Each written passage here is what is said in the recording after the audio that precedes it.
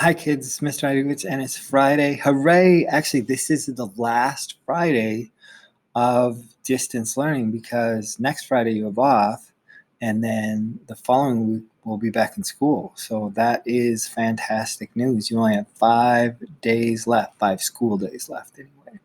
So we're here with Elvis and the Underdogs, and Benji just noticed his mom waiting or sitting outside the school in her car. So he's going over to find out why she is waiting there. Here you go. In and pulled the covers up over you and kissed you on your forehead. It was a very sweet moment and made me miss my own mother back in Tennessee. How do you know? Because I was there, and I'm a very light sleeper. Even when I'm asleep, I can hear stuff that's going on. It's a dog thing you wouldn't understand, and I don't have the time or the patience to explain it to you. Now we should stop with all this dilly-dallying and head back to class. I want to stay on Miss Blaine's good side. I liked her from the moment I smelled her. I want to go see why my mom is there. Maybe you shouldn't. From here, it's hard to tell if she's even in the car. Maybe she just parked it there.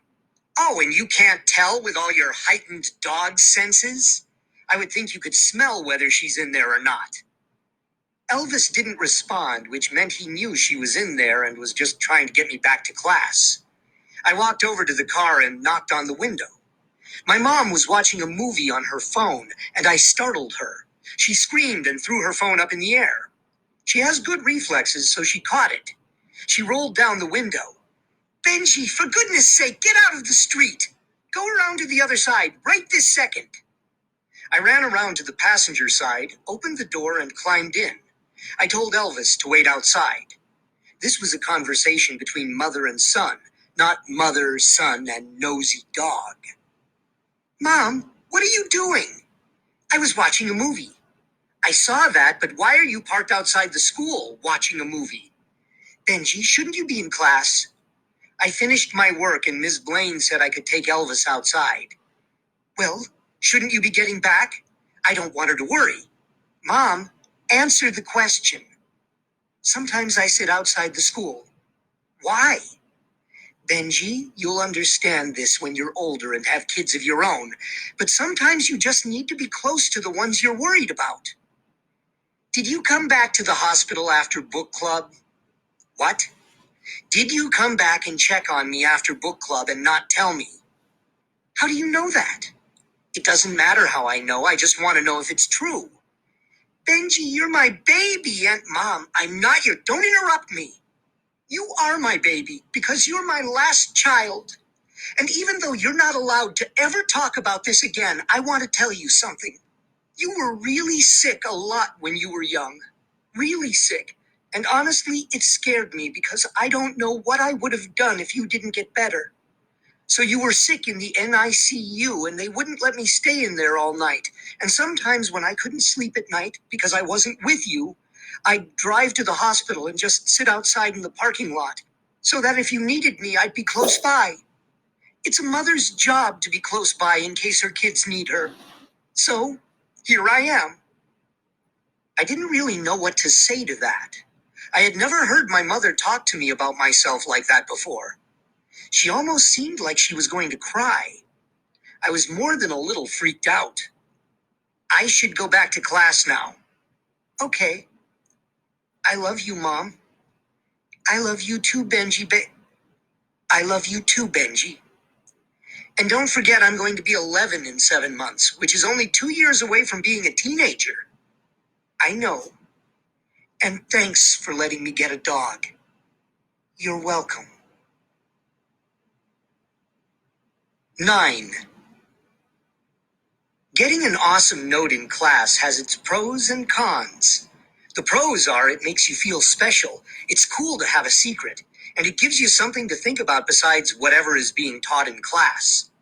The con is that it puts you under a great deal of stress to write back a note as good as you received. As this was the very first note that I'd ever received in class, I didn't have experience on how to write a response. And since this response was going to be the very first note that I ever wrote in class in my whole entire life, I felt like it had to be perfect, because I was going to remember it for the rest of my life. Or I'd remember it at least for a while. So during the rest of math, I couldn't concentrate. I kept thinking of what would make the coolest opening to my note. Dear Tazy? Nah, too boring. Dearest Tazy? No way. Too girly, and it sounded like those black and white movies my mom sometimes watches. Yo, Tazy. That sounded cooler, but it didn't sound like me at all. Yo, Tazy. No, that sounded like I was calling her a yo-yo. And what if she asked if I could yo-yo, and then I'd have to admit that I was not a good yo-yoer at all? I suppose I could also try just Tazy, T-Dog, T-Bird, or TM. Elvis suggested T-Bone, but that's because he's a dog and was just thinking about steak. Note to self, never ask a dog's opinion when he's hungry. Hey, Taze? Oh, that sounded good. Casual yet cool. Friendly but not overeager. After much agonizing, that's exactly what I ended up with. Dear Tazy. Now I had 2 words, a blank piece of paper, and a sweaty pencil. Eventually, I decided to stop worrying so much, be myself, and hope for the best. Short and sweet. I mean, it's not like she was expecting Shakespeare. At least I hope she wasn't. This is what I wrote. Dear Tazy, how are you? I am fine. Thank you for your note. Yes, Elvis and I would find it cool to meet Princess Daisy. I'm sure Princess Daisy is cuter than Elvis because she's smaller and drools a lot less. Elvis doesn't have any dog friends yet, so it would be nice for them to meet. Okay, I should get back to math now, because these problems aren't going to solve themselves. Ha ha. Sincerely, Benji and Elvis. My mom once bought me an origami kit during one of my hospital stays, so I know how to make a crane, a camera, a balloon that you can actually blow up, and a frog. I decided to use my skills on Taisy's note. I wished I knew how to fold the note into a flower, but that one was kind of complicated.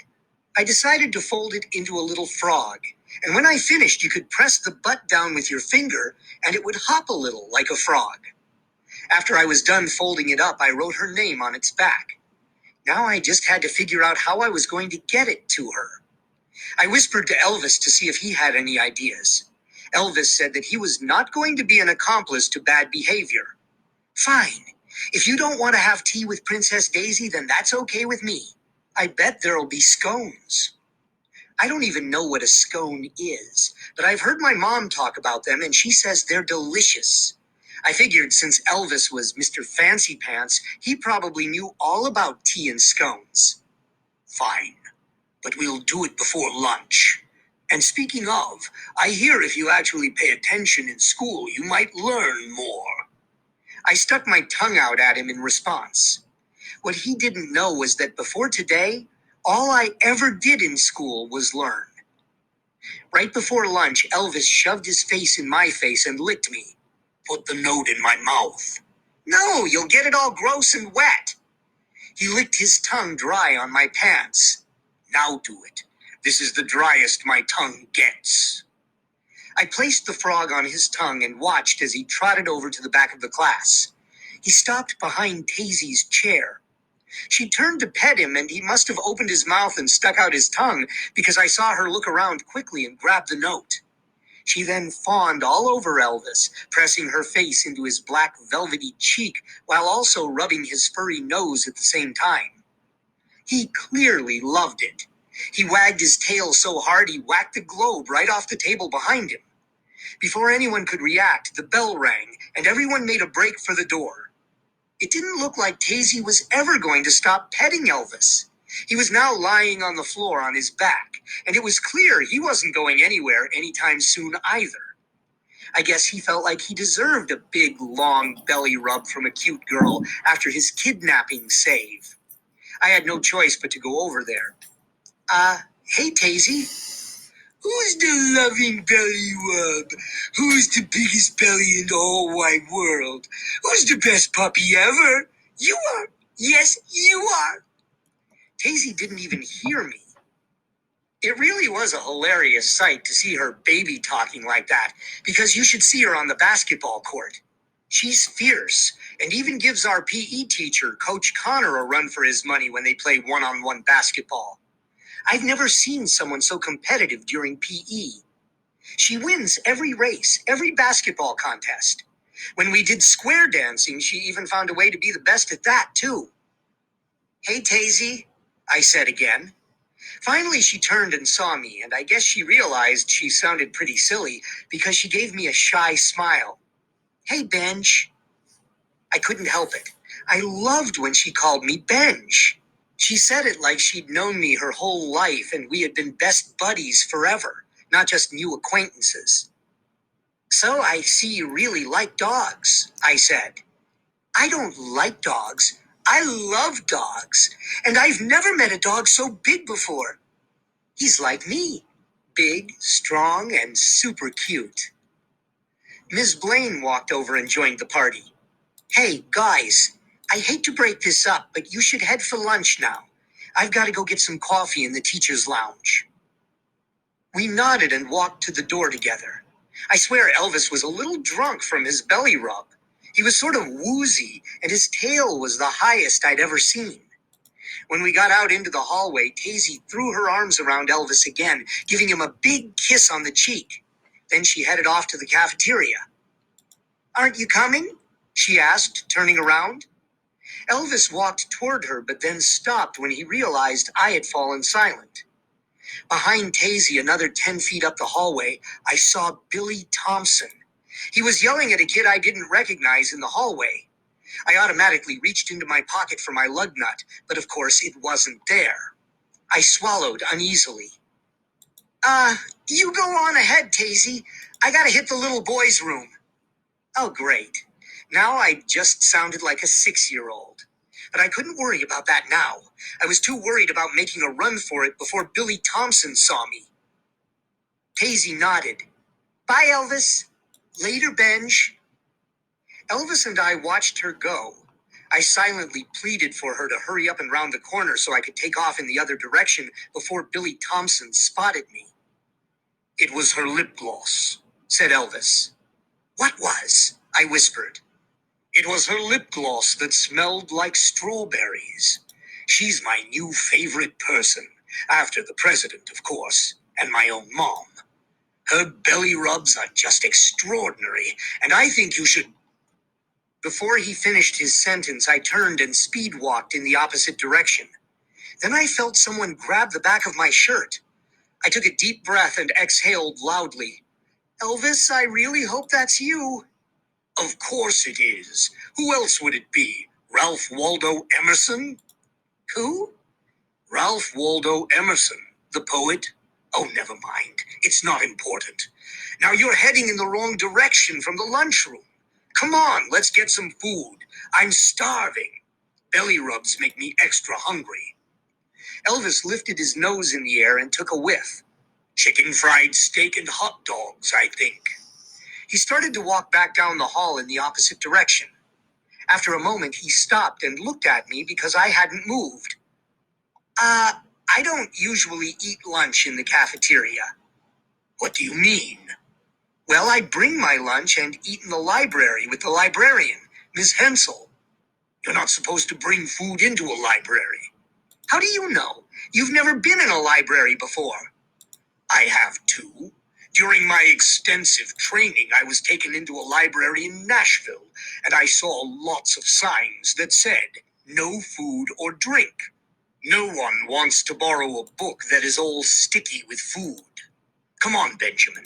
There are about 10 chicken fried steak patties with my name on them. Relax, I brought you food too. Is it warm and round and shaped like chicken fried steak? No, it's kibble and a bag of Doritos.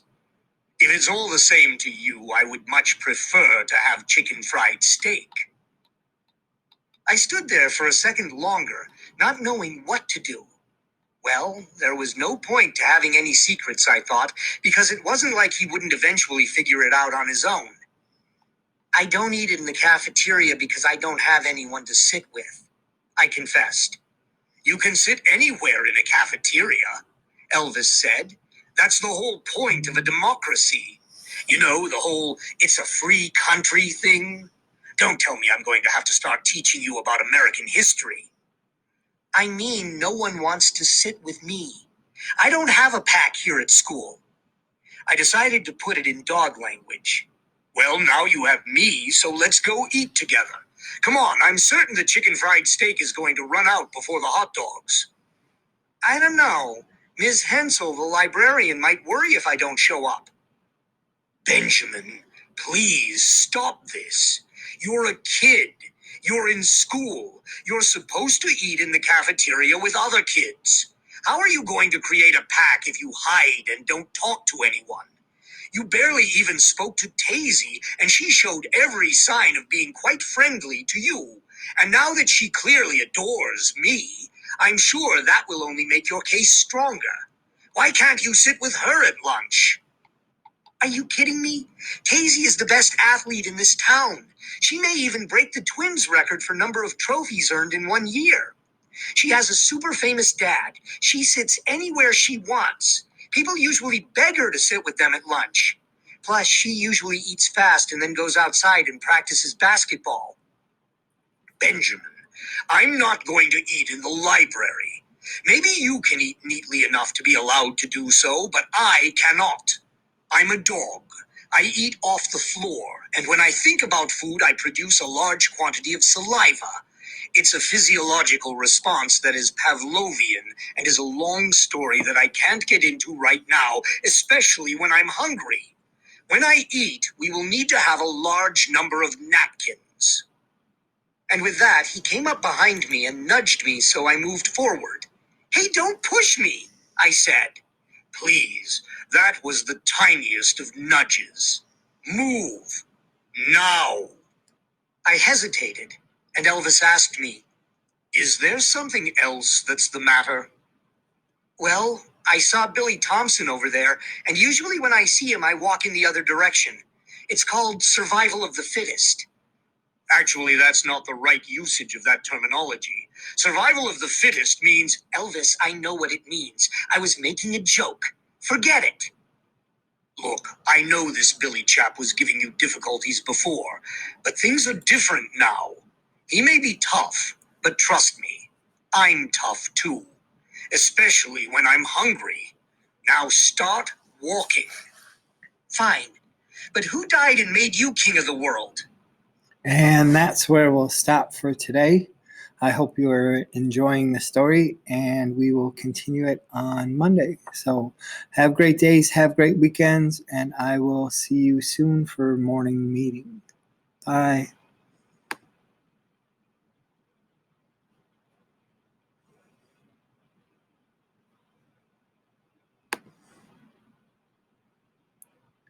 Oops, now bye.